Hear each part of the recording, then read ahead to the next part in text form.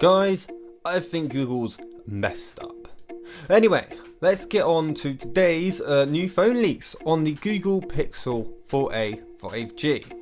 Okay, here you can see the Google Pixel 4a 5G on this poster, along with what is believed to be the Pixel 5. You can see that from this, it has a bigger screen. And it was also spotted in the wild, as you can see on this picture, next to the Pixel 5. The Pixel 4a 5G is the big white one. So now we looked at the Pixel 4a 5G and concluded that it is relatively close and the same to the Pixel 5, which is also relatively the same look as the Pixel 4a. We can now move on to screen size.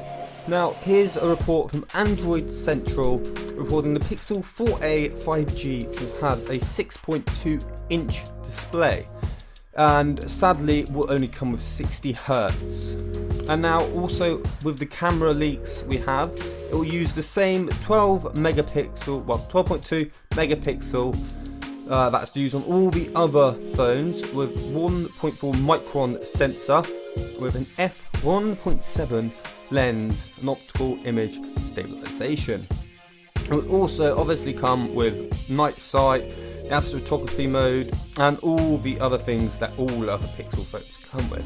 And on the front, the selfie camera will be the same 8 megapixel 1.22 micron sensor with an f2.0 lens. But as you can see on the Pixel 4a 5G, it looks exactly the same as the Pixel 5, as in it looks like it has two cameras on the back.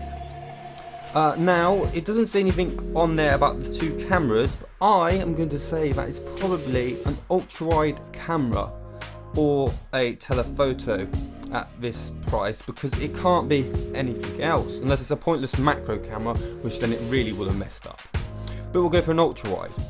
Anyway, the hardware, it will come with the Qualcomm Snapdragon 765G with 6 gigs of RAM. Now that is the same chip that the Pixel 5 comes with, but just 2 gigs of RAM less, so slightly confusing there.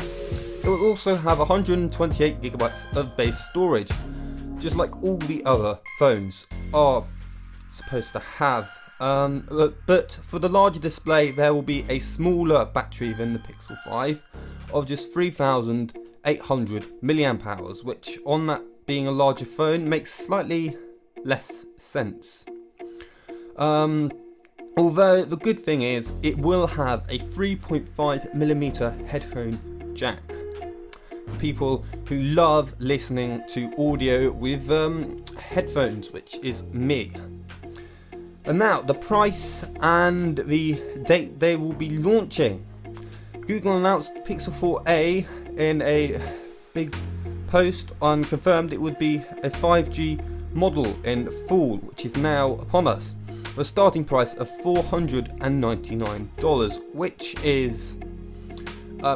is a decent price, but we'll get onto that in a minute. Now the Pixel 4a 5G and Pixel 5 are rumoured to come around and launch in the 30th of September, if not then, slightly later on in October. But finally, why it makes no sense to have two phones with roughly the same hardware specs. So you know the Google Pixel 5 will come at and 699 euros, I believe it was, or slightly less, but when they could have just made a Pixel 5 with the same specs, same battery, they could have put a headphone jack, and then they could have just left out the Pixel 4a 5G, which doesn't have the 90 Hz but has a headphone jack, because then you'd have a great flagship for a price of 90 Hz, 2 cameras on the front, well, the back being the main and the ultra-wide, IP68 water rating, a headphone jack, wireless charging, and a 90 Hz refresh rate, all for that price. When instead of splitting it between two phones and giving one a slightly bigger screen but having the same chip and no 90 Hz refresh rate and a headphone jack, and the other having a 90 Hz refresh rate screen, bigger battery, but no headphone jack. It makes no sense. They should have gone all in on one phone. Anyway, I hope you guys enjoyed this video. If you did, leave a like and subscribe. And if you want to comment anything, well, comment in the comment section below. And I will see you guys in the next one.